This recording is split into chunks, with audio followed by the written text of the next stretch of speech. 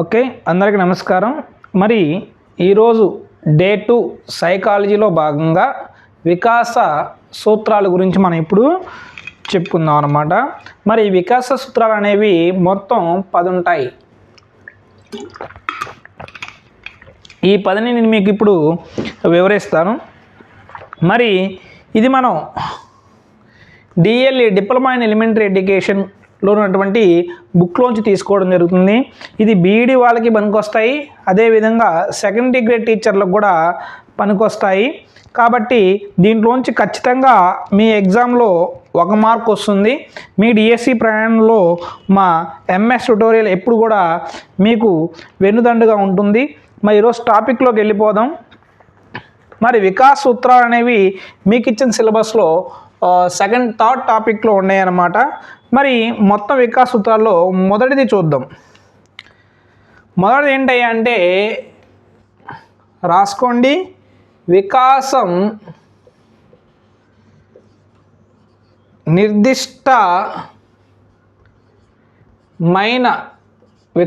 నిర్దిష్టమైన క్రమానుగత పద్ధతిలో జరుగుతుంది. క్రమానుగత పద్ధతిలో జరుగుతుంది. దీన్నే మనం ఇంగ్లీష్లో, కొంతమంది ఇంగ్లీష్ మీడియం అభ్యర్థులు కూడా ఉన్నారు, వాళ్ళ కోసం కూడా నేను వివరిస్తాను. దీన్ని follows uniform pattern. Follows uniform pattern. follows uniform pattern. Okay, see what is follows uniform pattern. Uniform pattern అంటే ఏంటయ్యా అంటే చూడండి, ఇక్కడ ఒక ఖచ్చితమైన వరుస క్రమంలో జరుగుతుంది అని అర్థం అనమాట. ఫస్ట్ పాయింట్ మీరు అర్థం చేసుకోవాల్సింది ఏంటంటే ఖచ్చితమైన, ఇక్కడ మీరు గుర్తుపెట్టుకోవాల్సిన ఇంపార్టెంట్ పాయింట్ ఏంటంటే ఖచ్చితమైన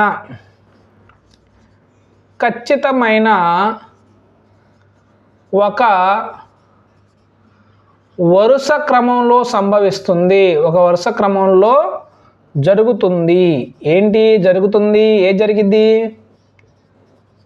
ఏం జరుగుతుందండి? వికాసం అనేది ఖచ్చితమైన ఒక వరుస క్రమంలో జరుగుతుంది. ఉదాహరణకు చూసినట్లయితే అర్థమైందా? పిల్లవాడు పాకటానికి ముందు ఏం చేస్తుంటాడు?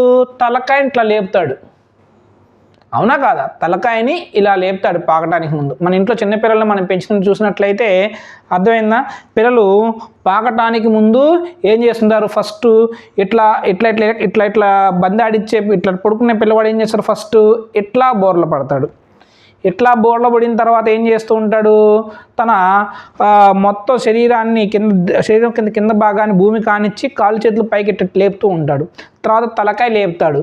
తలకాయ లేపిన తర్వాత ఏం చేస్తుంటాడు? చిన్నగా ఏం చేస్తుంటాడు? ముందుకు పాకుతూ ఉంటాడు. ముందుకు పాకిన తర్వాత ఏం చేస్తుంటాడు? దేనిని ఆధారంగా చేసుకొని పట్టుకొని పైకి లేస్తాడు. పైకి లేచిన తర్వాత ఏం చేస్తాడు?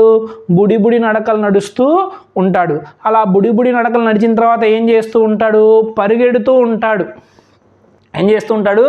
పరిగెడుతూ ఉంటారు. మరి ఇవన్నీ కూడా వరుస క్రమంలో జరుగుతుంది కదా, అవునా కదా? It's follows a unique pattern. Uniform ప్యాటర్న్లో జరుగుతుందిగా లేదా వరుస క్రమంలో జరుగుతుంది కదా లేదా? ఇది వికాస సూత్రాల్లో మొదటి సూత్రం అన్నమాట. ఏం సూత్రం అది? నిర్దిష్టమైన క్రమానుగత పద్ధతిలో జరుగుతుంది. ఫాలోస్ యూనిఫామ్ ప్యాటర్న్, ఖచ్చితమైన ఒక వరుస క్రమంలో జరుగుతుందన్నమాట. ఉదాహరణకు చూసినట్లయితే ప్రాకటానికి ముందు తలనీల పెట్టడం చాలా ఇంపార్టెంట్, రాసుకోండి. ప్రాకటానికి అంటే ప్రాకటానికి ముందు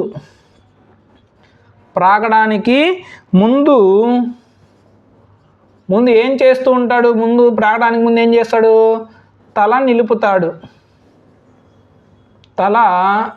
నిలుపుతాడు. Raise his head before he crawl. అదే నడవడానికి ముందు నిలబడటం. నడవడానికి ముందు నిలబడటం. నడవడానికి ముందు పిల్లలు నిలబడతారు కదా, ఎస్. మరి పరిగెడడానికి ముందు నడవడం,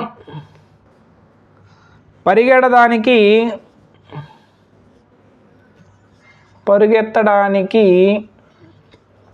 ముందు నడవడం,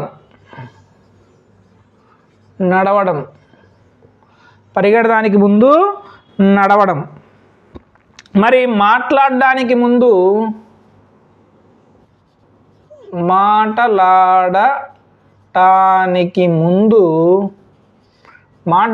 ఏం చేస్తూ ఉంటాడు? మాట్లాడడానికి ముందు ముద్దుగా పలకడం,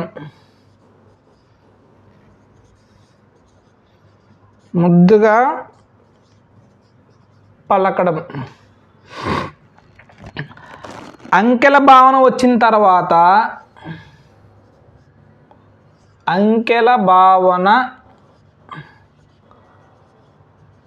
వచ్చిన తర్వాత సంకలనం వ్యవకలనం అంటే ఎడిషన్ అండ్ సబ్ట్రాక్షన్స్, సంకలనం వ్యవకలనం జరగడం, వ్యవకలనం చేయడం. ఇవి ఖచ్చితమైన ఒక వరుస క్రమంలో జరుగుతుంది అనడానికి ఉదాహరణ అన్నమాట. ఓకే, ఒకసారి ఇది నోట్ చేసుకోండి, మీకు క్లియర్గా బోర్డు కనిపిస్తుంది, ఒకసారి నోట్ చేసుకోండి. ఓకే, కంప్లీట్ అయిందా? ఎస్. ఇప్పుడు నేను మీకు నెక్స్ట్ సెకండ్ సూత్రం చెప్తానమాట. ఈ సెకండ్ సూత్రం చాలా చాలా ఇంపార్టెంట్. ఈ సెకండ్ సూత్రం వచ్చేసరికి మీకు వికాసం క్రమానుగతమైనదే కానీ దాంట్లో మనకి వైయక్తిక భేదాలు ఉంటాయి. ఏముంటాయి? వైయక్తిక భేదాలు ఉంటాయి. సెకండ్ చూడండి, నీట్గా రాసుకోండి. వికాసం క్రమానుగతమైనది. రెండోది ఇందాక మనం అనుకున్నాంగా, వికాసం అనేది క్రమానుగతమైనది. క్రమానుగతం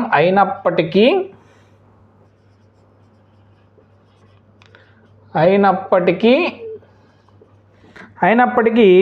అందులో ఏముంటుందంట? అందులో వైయక్తిక భేదాలు ఉంటాయి.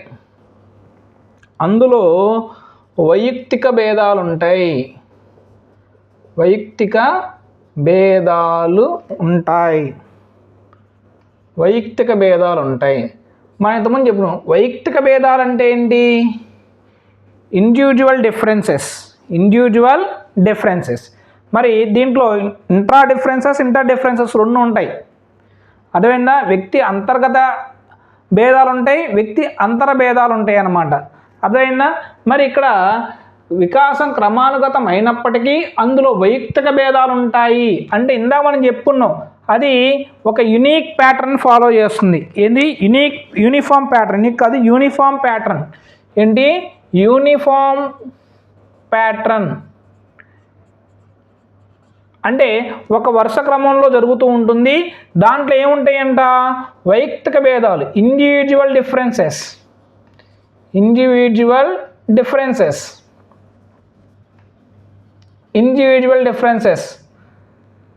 అంటే ఒక వ్యక్తి ఏమో త్వరగా నిలబడటం, పాకటం, త్వరగా బోర్ల పట్టడం, త్వరగా పాకటం, అదే త్వరగా నిలబడటం, త్వరగా నడవటం, త్వరగా పరిగెడటం చేస్తూ ఉంటాడు. అలా విధంగానే ఒక శిశువు వచ్చేసరికి చదువులో చాలా స్పీడ్గా ఉంటాడు. త్వరగా అక్షరాలు నేర్చుకుంటాడు, త్వరగా పదాలు నేర్చుకుంటాడు, త్వరగా సెంటెన్సెస్ నేర్చుకుంటాడు, త్వరగా వాక్యాలు నేర్చుకుంటాడు. ఇంకన్నీ త్వరగా నేర్చుకుంటారు. కొంతమంది ఏం చేస్తారు? చాలా స్లోగా నేర్చుకుంటారు. మనం క్లాస్లో చూసినట్లయితే క్లాస్లో ఉండేటువంటి 30 మంది విద్యార్థులు కూడా మనకి ఎప్పుడు కూడా ఒకే విధంగా ఉండరు. మొదటి 30 మందిలో కేవలం ఫస్ట్ ర్యాంక్ ఎంతమందికి వస్తాయి? ఒకటికే వస్తాయి. అంటే భాష చదివే పిల్లలు ఎంతమంది ఉంటారు? తక్కువ మంది ఉంటారు.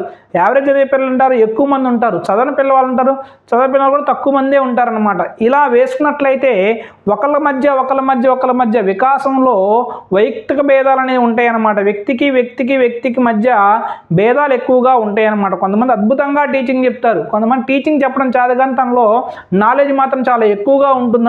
ఇలా ఒక వ్యక్తికి ఇంకో వ్యక్తికి మధ్య భేదం అనేది కంపల్సరీగా ఉంటుందన్నమాట. దాన్ని ఏమంటాం? వికాసం క్రమానుగతం అయినప్పటికీ అందులో వైయక్తిక భేదాలు ఉంటాయి. ఇది యూనిఫామ్ ప్యాటర్న్ని కొనసాగించినా అందరిలోనూ ఒకే యూనిఫామ్ ప్యాటర్న్ కొనసాగించింది. కాకపోతే దాంట్లో ఫేజ్ వేరుగా ఉంటుంది. కొంతమంది చాలా స్పీడ్గా అందుకుంటారు, కొంతమంది చాలా స్లోగా అందుకుంటారు. కొంతమంది స్పీడ్గా ఎదుగుతారు, కొంతమంది స్లోగా ఎదుగుతారు. అదే కొంతమంది స్పీడ్గా ఫాస్ట్గా అన్ని పనులు చేస్తుంటారు, కొంతమంది స్లోగా చేస్తూ ఉంటారు అన్నమాట. అర్థమైందా? ఇలా ఫర్ ఎగ్జాంపుల్ ఇక్కడ మీ టెక్స్ట్ బుక్లో ఇచ్చారు, చలన కౌశల్యాల అభివృద్ధిలో పిల్లల్లో తేడా. రాసుకోండి. చలన కౌశల్యాలు అంటే పాకటం, నడవటం, పరిగెత్తడం, అర్థమైంది, ఇవన్నీ చలన కౌశల్యాలు అంటారు. కొంతమంది పిల్లల్లో తొందరగా నిలబడతారు, మాట్లాడతారు, కొంతమంది స్లోగా చేస్తారు. అదేవిధంగా కొంతమంది విద్యార్థుల్లో గ్రహణ శక్తి ఎక్కువగా ఉంటుంది, కొంతమంది విద్యా సాధన ఎక్కువగా ఉంటుంది, కొంతమంది ప్రగతిలో కూడా చాలా ఎక్కువ ఉంటుంది అన్నమాట. అంటే ప్రగతిలో తేడా ఉంటుంది, విద్యా సాధనలో తేడా ఉంటుంది, గ్రహణ శక్తిలో కూడా తేడా. కొంతమంది ఏకసంతాగ్రహులు ఉంటారు, మనం ఒక్కసారిగా చెప్పగానే బాగా అర్థమైద్ది. కొంతమంది మనం ఎంత చెప్పినా కానీ వాళ్ళు ఆ గ్రాస్పింగ్ పవర్ చాలా తక్కువగా ఉంటుంది అన్నమాట. అర్థమైందా? ఇది డిఫరెన్సెస్ అన్నమాట. సో దీనికి సంబంధించి రాసుకోండి. దీనికి నోట్స్ ఏం రాసుకుంటారంటే చలన కౌశల్యాల అభివృద్ధిలో పిల్లల్లో తేడా. చలన కౌశలాలలో పిల్లల మధ్య తేడా. చలన కౌశలాల అభివృద్ధిలో పిల్లల్లో తేడా. అదేనా? కొంతమంది తొందరగా నిలబడతారు, కొంతమంది పిల్లలు తొందరగా నిలబడతారు,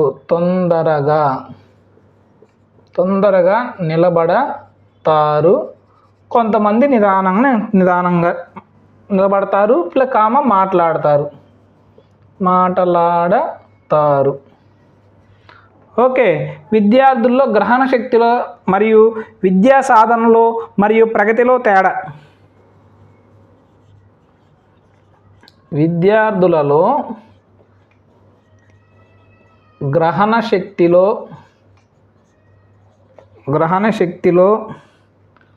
విద్యాభ్యాసంలో లేదా విద్యా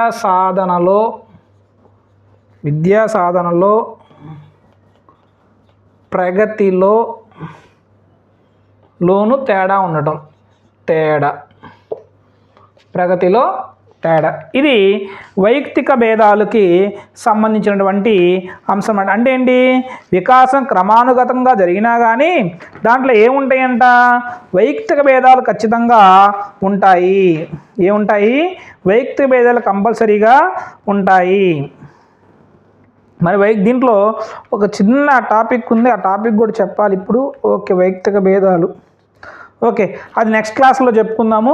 మరి ఒకసారి దీన్ని కూడా మీరు ఒకసారి నీట్గా రాసుకోండి, పాస్ చేసుకొని రాసుకోండి. ఓకే, రాసుకున్నారుగా. మరి ఇప్పుడు మూడో సూత్రం ఏంటయ్యా అంటే వికాసం సులభమైన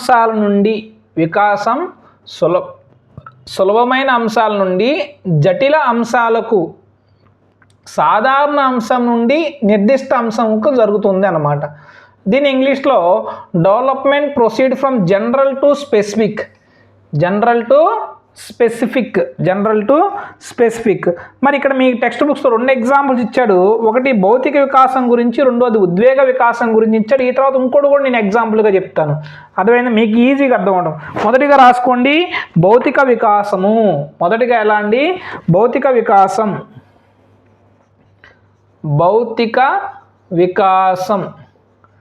మరి ఈ భౌతిక వికాసం అంటే శిశువు మొదటగా ఏం చేస్తాడు? కూర్చుంటాడు, నిలబడతాడు, నడవటం స్టార్ట్ చేస్తాడు. కూర్చున్న తర్వాత ఏం చేస్తూ ఉంటాడు? తర్వాత తేలికైన పనులు చేస్తూ ఉంటాడు. తర్వాత దాని నుండి మెట్లు ఎక్కడం కానీ, సైకిల్ తొక్కడం కానీ చేయడం అనేది ఈ పనులు సాధ్యపడతాయి అన్నమాట. అంటే ముందు నడవటం వస్తేనేగా పరిగెడతం వచ్చేది. నడవడం అనేది ఏంటి?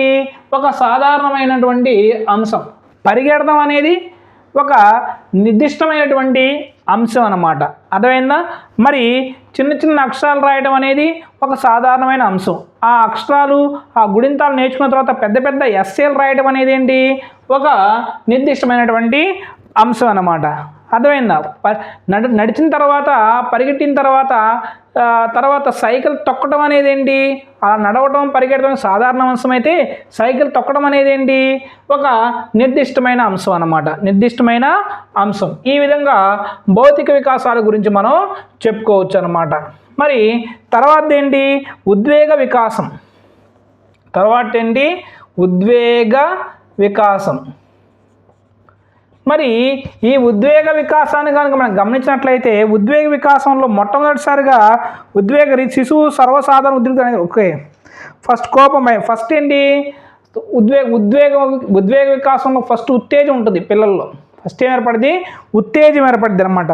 ఆ ఉత్తేజం నుంచి తర్వాత ఏమొస్తుంది? కోపం, భయం, అసూయ ఇవన్నీ కూడా వస్తూ ఉంటాయి అన్నమాట.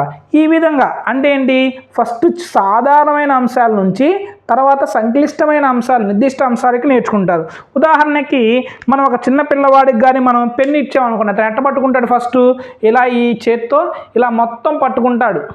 అవునా? చిన్నపిల్లకి మనకి వస్తువు ఇచ్చాము కదా, వస్తువు ఇచ్చినప్పుడు ఏం చేస్తుంటే ఆ వస్తువుని మొత్తంగా పట్టుకుంటాడు. తర్వాత కాలక్రమేణి తను బాగా ఏం చేసి ప్రాక్టీస్ చేసిన తర్వాత దీన్ని మళ్ళీ వేళ్ళతో పట్టుకోవడం అందంగా రాయడం చేస్తూ ఉంటాడు కదా. ఇలా పట్టుకోవడం అనేది ఒక సాధారణమైన అంశం అయితే అదే దాంతో లయబద్ధంగా తర్వాత కౌశలాలు నేర్చుకోవడం, వికాసం చెందిన తర్వాత దాంతో బాగా రాయడం అనేది ఏంటి? ఒక నిర్దిష్ట అంశం అన్నమాట. ఇలా ఈ విధంగా వికాసం అనేది ఒక సులభమైన అంశం నుంచి జటిల అంశాల వైపు వెళ్తుంది. అదే సాధారణ అంశం నుంచి ఒక నిర్దిష్ట అంశం వైపు వెళ్తుంది. దీన్ని ఇంగ్లీష్లో మనం development proceeds from general to specific అంటాం. అర్థమైందా? మరి చూడండి, కూర్చోవటం మీకు రాస్తాను చూడండి. కూర్చోవటం, నిలబడటం, నడవడం లాంటి తేలిక పనుల నుండి మెట్లు ఎక్కడం, సైకిల్ తొక్కడం వంటి పనులు చేయడాన్ని మనం ఇక్కడ సాధారణ అంశం నుంచి జటిల అంశంగా పరిగణిస్తాం అన్నమాట. కూర్చోవడం, నిలబడడం, నడవడం వంటి పనుల నుంచి ఏం చేస్తూ ఉంటాడు? మెట్లు ఎక్కుతూ ఉంటాడు. మెట్లెక్కడం, సైకిల్ తొక్కడం. అర్థమైందా? సరే, నవజాత శిశువుల సర్వసాధారణ ఉద్రిక్తత అనే ఒక ఉద్వేగ రీతి ఉంటుంది. ఫస్ట్ ఉద్వేగ రీతి అనేది ఉందన్నమాట. ఆ ఉద్వేగంలో నుంచి ఫస్ట్ ఉద్వేగం ఏర్పడిన తర్వాత దాని తర్వాత ఏం ఏర్పడుతుంది? అసూయ కానీ, కోపం కానీ, భయం కానీ మిగతా ఉన్నటువంటి అంశాలు మొత్తం కూడా ఏర్పడతాయంట. అర్థమైందా? ఈ సూత్రాన్ని మనం ఏమంటామంటే వికాసం సులభ అంశం నుంచి జటిల అంశాల వరకు, సాధారణ అంశం నుంచి నిర్దిష్ట అంశం వరకు development proceeds from general to specific అని ఇక్కడ మనం దీన్ని చెప్పుకుంటాం అనమాట. మరి రాసుకోండి. మరి ఇది రాసుకున్న తర్వాత ఇంకోటి చేద్దాం. మరి ఇంకోటి ఏంటి? వికాసం అన్ని దశల్లో ఒకే విధంగా ఉండదు. వికాసం అన్ని దశల్లో ఒకే విధంగా ఉండదు. వికాసం అన్ని దశలలో ఒకే విధంగా ఉండదు.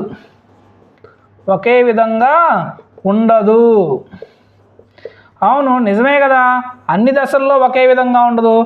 మాకు ఒక డిప్యూటీ ఎడ్యుకేషనల్ ఆఫీసర్ ఇప్పుడు డిఈఓగా మారారు. ఆయన పేరు సంథింగ్ ఏదో ఉంది. ఆయన చెప్తుంటాడు అనమాట, పిల్లల్ని ఎప్పుడు కూడా మనం బలవంతం చేయకూడదు. చదువులో పిల్లల్ని సాధారణంగా అట్లా వదిలేస్తూ ఉండాలి. ఎందుకంటే కొంతమంది పిల్లలకి చిన్నప్పుడు బాగా చదువు రాకపోయినా హై స్కూల్కి వచ్చేటప్పుడు బాగా చదువుతారు.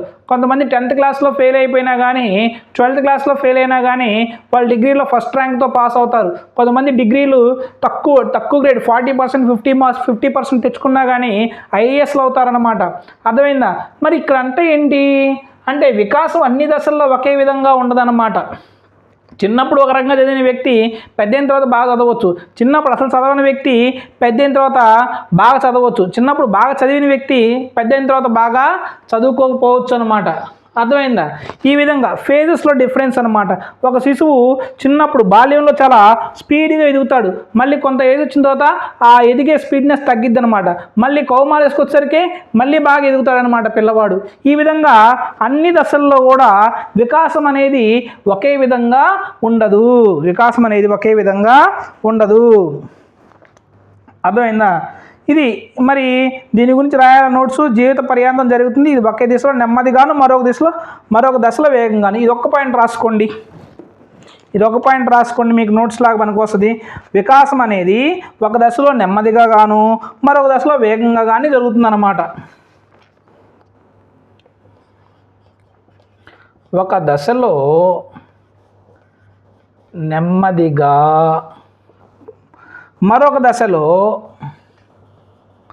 మరొక దశ అంటే స్టేజ్ అన్నమాట.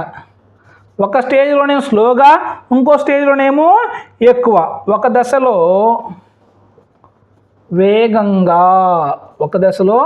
వేగంగా జరగవచ్చు. శైశవంలో, బాల్యంలో జరిగే శరీర పెరుగుదల ఇతర దశలో జరగదు. అంటే శారీరక వికాసం శైశవ దశలో, బాల్య దశలో బాగా జరుగుతుందన్నమాట. అర్థమైందా? ఏ వికాసం? పెరుగుదల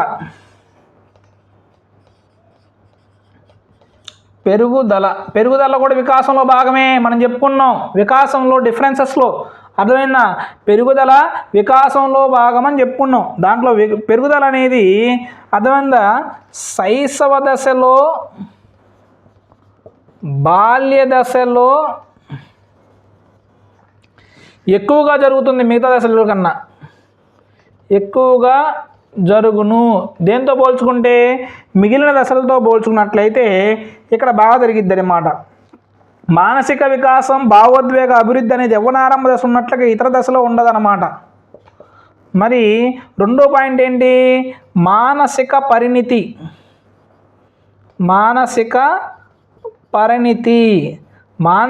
పరిణితి మరియు భావోద్వేగ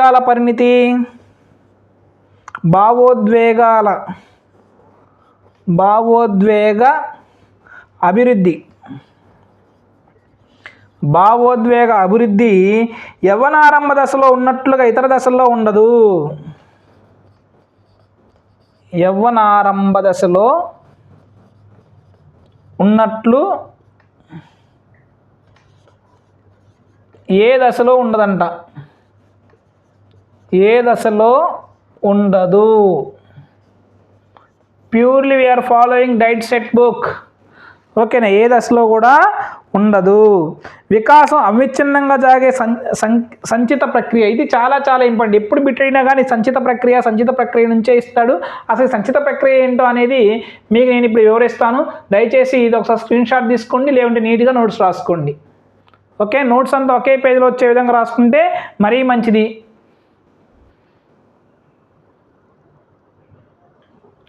ఓకే, ఇప్పుడు మీకు వికాసం గురించి చెప్తా. మరి ఇప్పుడు చూడండి, మరి వికాసం అవిచ్ఛిన్నంగా జరిగే సంచిత ప్రక్రియ అంటే పెరుగుదలలా కాకుండా వికాసం అనేది గర్భస్థ శిశువు దశ నుండే జీవితాంతం వరకు జరుగుతుంది. అంటే ఈ వికాసం అనేది శిశువు తల్లి గర్భంలో ఉన్నప్పటి నుంచి జీవిత పర్యాంతం అంటే జీవితాంతం కూడా జరుగుతూ ఉంటుందన్నమాట. మరి శారీరక మార్పులైనా కానీ, మానసిక మార్పులైనా కానీ ఒక్కసారిగా సంభవించవు. శారీరక మార్పులు కానీ, మానసిక మార్పులు కానీ ఎప్పుడు ఒక్కసారిగా సంభవించవమ్మా. ఎలా సంభవిస్తాయి అంటే గతంలో ఏర్పడినటువంటి మార్పుల ఆధారంగా కొత్త మార్పులు అనేవి సంభవిస్తాయి. గతంలో ఏర్పడినటువంటి మార్పుల ఆధారంగా కొత్త మార్పులు అనేవి సంభవిస్తాయి. దీనికి ఒక కీవర్డ్ రాసుకోండి. అర్థమైందా? అంటే గతంలో ఏర్పడిన మార్పుల ఆధారంగా కొత్త చేర్పులు జరగడాన్ని ఏమంటామంటే సంచిత ప్రక్రియ అంటాం అన్నమాట. గుర్తుపెట్టుకోండి. గతంలో ఏర్పడిన మార్పుల ఆధారంగా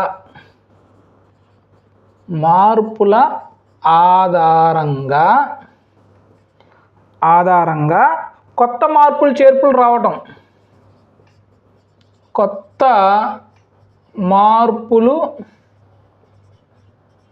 చేర్పులు రావడం. ఇది గుర్తుపెట్టుకోండి.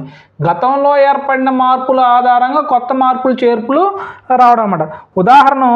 ఉదాహరణకు పదాలు నేర్చుకున్న తరువాత వాక్యాలు రాయడం. అవును కదా? వాక్యాలు రాయాలంటే ముందు ఏం నేర్చుకొని ఉండాలి? పదాలు నేర్చుకొని ఉండాలి. పదాలు నేర్చుకున్న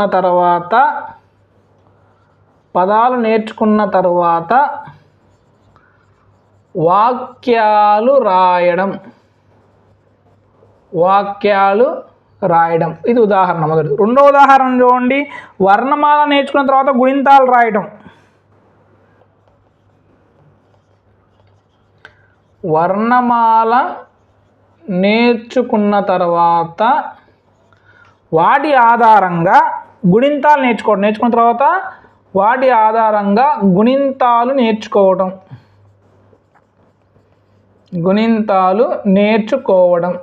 ఇది గుర్తుపెట్టుకోండి, రాసుకుంటా ఉండండి.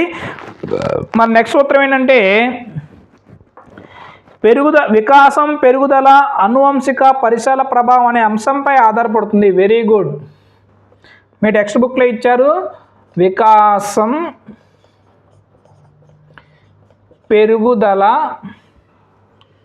అనువంశికత పరిసర ప్రభావం అనే అంశాలపై ఆధారపడతాయి. అనువంశికత పరిసరాల ప్రభావం అనే అంశంపై ఆధారపడతాయి.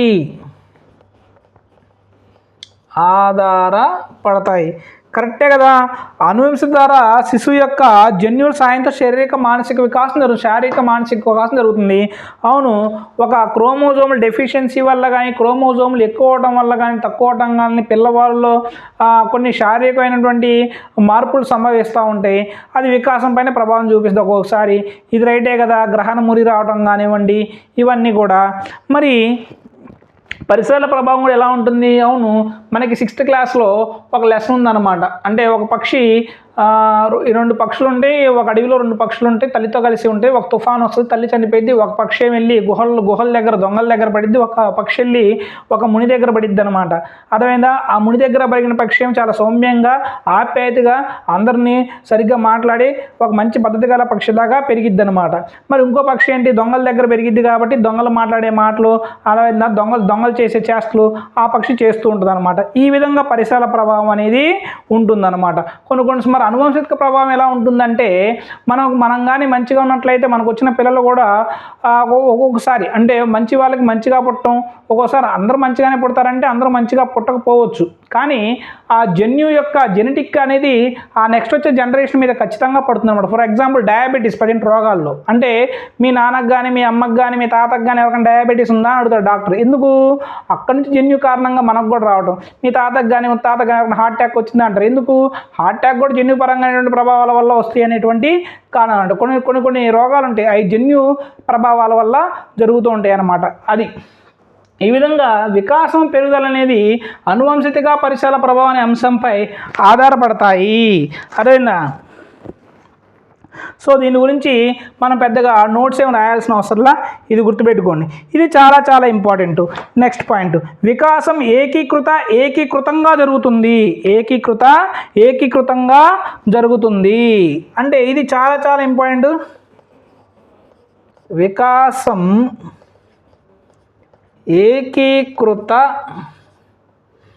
ఇది 5th, ఇది 6th, ఇది 7th. ఏకీకృతంగా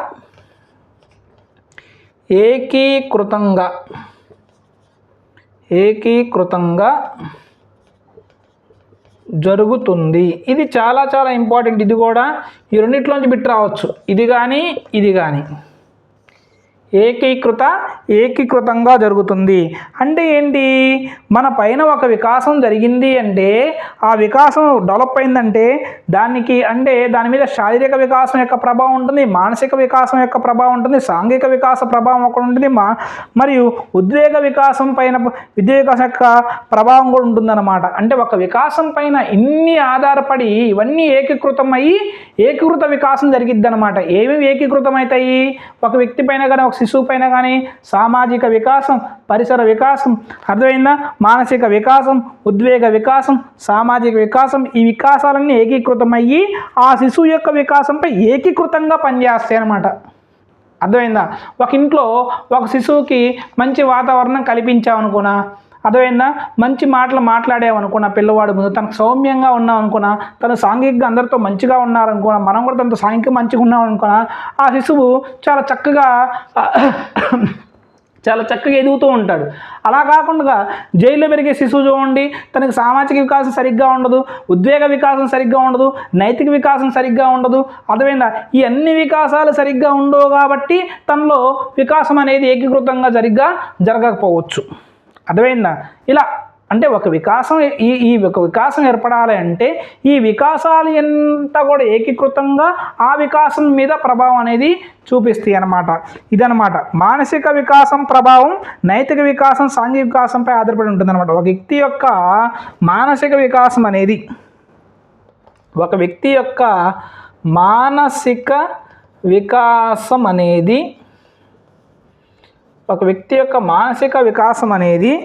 నైతిక వికాసం సాంఘిక వికాసంపై ఆధారపడింది అన్నమాట. నైతిక వికాసం మరియు సాంఘిక వికాసంపై ఆధారపడి ఉంటుంది. సాంఘిక వికాసంపై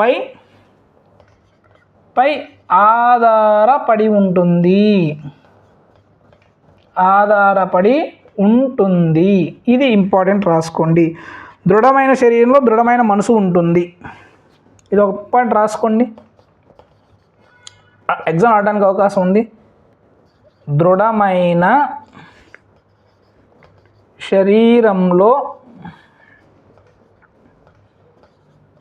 దృఢమైన మనసు ఉంటుంది.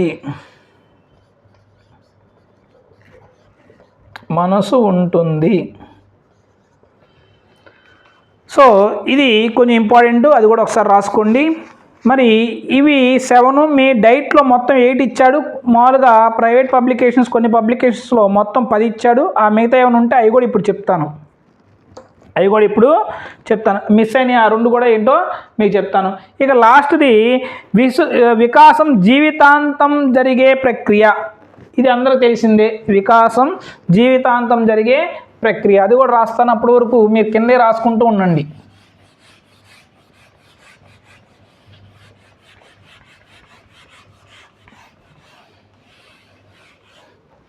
నెక్స్ట్ వికాసం జీవితాంత ప్రక్రియ.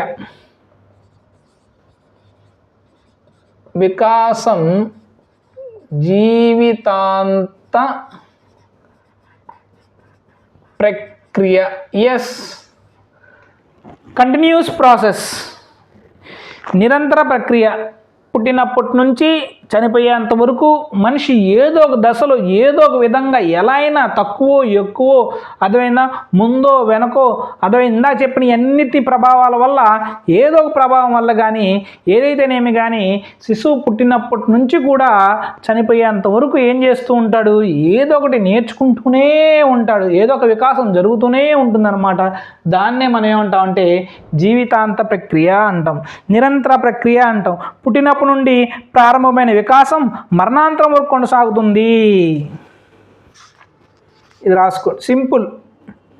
పుట్టినప్పటి నుండి ప్రారంభమైన వికాసం మరణం వరకు నిరంతరం కొనసాగుతుందని రాసుకోండి సింపుల్గా.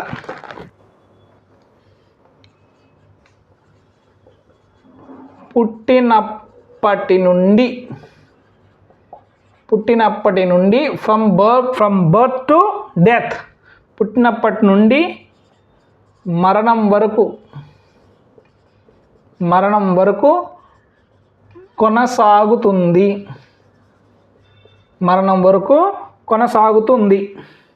వ్యక్తి మూర్తిమత్త వికాసం నిరంతరం జరుగుతుంది. ఇది ఒక నిరంతర ప్రక్రియ. 2 రాసుకుంటే నిరంతర ప్రక్రియ అని రాసుకోండి, నిరంతర ప్రక్రియ. మరి ఇంకేమైనా పబ్లిషర్స్ ఉన్నాయా డివిడికి సంబంధించి, వాటి గురించి చూస్తున్నాం. ఎస్, ఏకీకృతాలు మొత్తం అయిపోయింది. హెరిడిటరీ ఓకే, ఇది అయిపోయింది. ఇందా చెప్పుకున్నాగా హెరిడిటరీ అనువంశికత, సరౌండింగ్స్ పరిసరాలు అని చెప్పుకున్నాం కదా. ఇక్కడ ఒకటి మిస్ అయింది, అదేంటంటే వికాసాన్ని ప్రాగృతీకరించవచ్చు. ఇంతకుముందు చెప్పుకున్నాం కూడా, వికాసాన్ని ప్రాగృతీకరించవచ్చు అంటే అంచనా వేయవచ్చు. ఖచ్చితంగా ఇంతని చెప్పలేం కానీ అంచనా వేయవచ్చు అన్నమాట. చూడండి, వికాసాన్ని ప్రాగృతీకరించవచ్చు. 9th రాసుకోండి, వికాసాన్ని ప్రాగృతీకరించవచ్చు.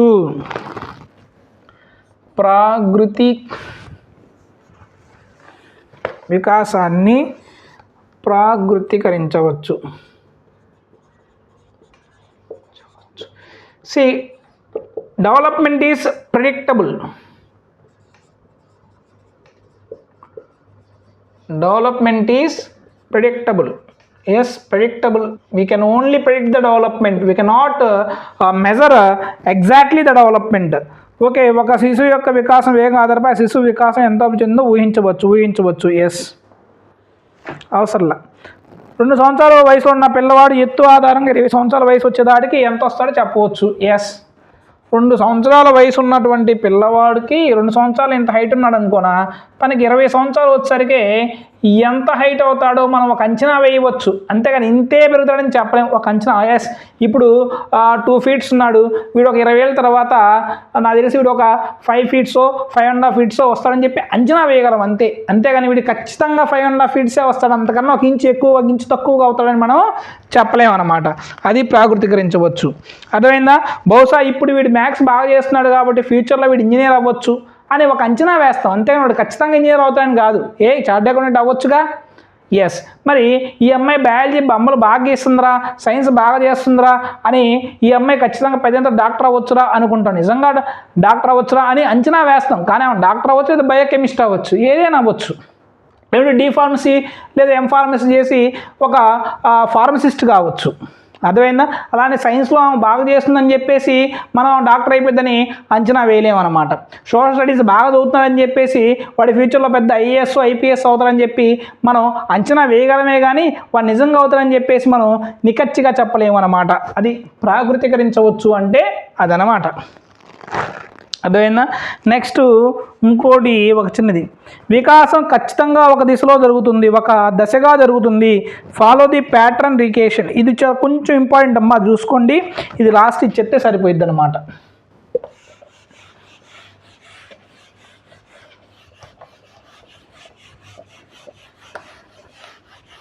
ఖచ్చితంగా ఈ టాపిక్లో నుంచి ఎగ్జామ్లో ఖచ్చితంగా ఒక మార్క్ అయితే కంపల్సరీగా వస్తుంది. ఈ టాపిక్లో బిట్ రాందే మీకు క్వశ్చన్ పేపర్ అనేది ఉండదు. వికాసం ఒక ఖచ్చితమైన దిశగా సాగుతుంది. దీంట్లో మీకు 2 ఉన్నాయి. వికాసం ఖచ్చితమైన ఒక దిశగా సాగుతుంది. ఆ ఖచ్చితమైన దిశ ఏంటి? ఖచ్చితమైన ఒక దిశగా, ఆ ఒక దిశగా ఏంటి? ఆ దశలేంటి? ఖచ్చితమైన దశగా జరుగుతుంది అన్నాడు. ఆ దశలేంటో మనం చూద్దాం. Development follows A particular reaction. Development follows a particular reaction. చూద్దాం ఆ పర్టికులర్ రియాక్షన్ ఏందో చూద్దాం. డెవలప్మెంట్ ఫాలోస్ ఏ పర్టికులర్ రియాక్షన్స్ అన్నాం. దీంట్లో 2 సూత్రాలు ఉంటాయి. ఒకటి వచ్చరికి ప్రిన్సిపల్ ఆఫ్ సెఫ్లోకూడల్ అంటాము. శిరపాదాభిముఖ సూత్రం. శిరపాదాభిముఖ సూత్రం. దీన్ని ప్రిన్సిపల్ ఆఫ్ సెఫ్లోకూడల్ అంటాం అన్నమాట. ఇంగ్లీష్లో ప్రిన్సిపల్ ఆఫ్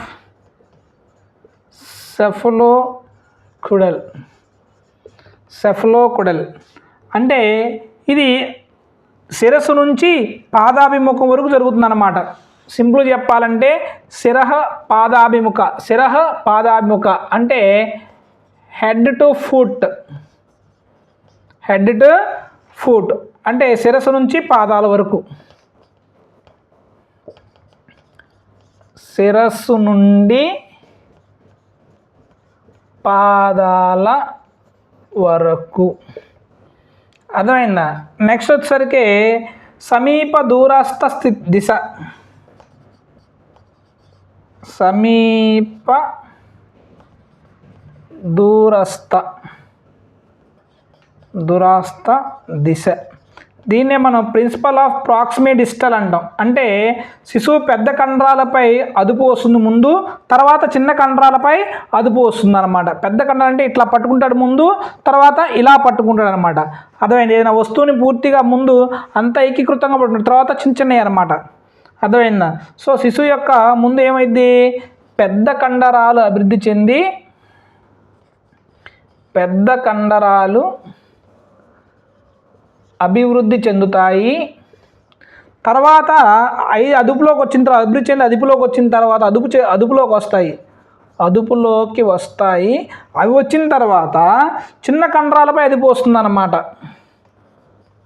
చిన్న కండరాలపై అదుపు వస్తుంది. చిన్న కండరాలపై అదుపు వస్తుందన్నమాట. అంటే ముందు భుజం కండరాలు, ఈ భుజం కండరాలు ఈ భాగాలపైన అదుపు వచ్చిన తర్వాత ఈ వేళ్ళు వీటిపైన పిల్లవాడికి అనేది అదుపు వస్తుంది అన్నమాట. ఇదొకటి గుర్తుపెట్టుకోవాలి. ఇది మీకు ఈ 10 వికాస సూత్రాలు అన్నమాట. ఓకే, ఇదండి ఈ వికాస సూత్రాల్లో 10. మరి వివిధ సోర్సెస్ నుంచి, అకాడమిక్ నుంచి మీకు ఈ 10 సూత్రాలు చెప్పడం జరిగింది. నీట్గా నోట్స్ రాసుకోండి, చదువుకోండి.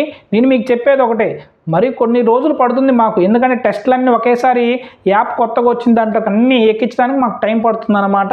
ఓకే, అప్పటి వరకు మీకు 10th క్లాస్ వరకు ఉన్నటువంటి మెటీరియల్ ఏదైతే ఉందో 6th to 10th క్లాస్ వరకు సోషల్ టెక్స్ట్ బుక్స్ అన్నీ మేము అప్లోడ్ చేయగలిగాము. మరి 3rd క్లాస్ నుంచి 10th క్లాస్ వరకు ఉన్నటువంటి మిగతా టెక్స్ట్ బుక్స్ అన్నీ కూడా మేము సేకరిస్తున్నాము. వాటి పీడిఎఫ్స్. ఆ పీడిఎఫ్స్ ఒకసారి మాకు అవైలబుల్గా వచ్చిన తర్వాత మీకు యాప్లో ఆ ఫ్రీ మెటీరియల్స్ దాంట్లో మీకు ఏముంటాయి, ఈ యాప్కి సంబంధించినటువంటి మీకు సిలబస్ సంబంధించినటువంటి టెక్స్ట్ బుక్స్ అన్నీ కూడా, బైలాంగ్వేజ్ టెక్స్ట్ బుక్స్ అన్నీ కూడా అక్కడ అవైలబుల్గా ఉంటాయి. ఇదండి. మరి డిస్క్రిప్షన్లో మీకు మా వాట్సాప్ లింక్స్ ఇస్తాము, వాట్సాప్లోకి జాయిన్ అవ్వండి. అర్థమైందా? అదేవిధంగా గూగుల్ ప్లే స్టోర్లో మా ఎంఎస్ ట్యూటోరియల్ అనే యాప్ మీకు ప్రజెంట్ లభ్యతగా ఉంది. మీరు దాన్ని డౌన్లోడ్ చేసుకోండి. మరికొద్ది రోజుల్లో మీకు లెసన్ వారీగా, టాపిక్లు వారీగా, లెసన్ వారీగా మీకు ఇంపార్టెంట్ బిట్స్ అన్నీ కూడా మాకు యాప్లోకి అవైలబుల్ ఉంటే మాకు కొంచెం టైం ఇవ్వండి. ఓకే, మరి అదండి. మరి మీ మండే శ్రీనివాస్, మీ డిఎస్సి ప్రయాణంలో మా ఎంఎస్ ట్యూటోరియల్ ఎప్పుడు ఉంటుంది. Signing off, me Monday Srinivas. Thank you. By.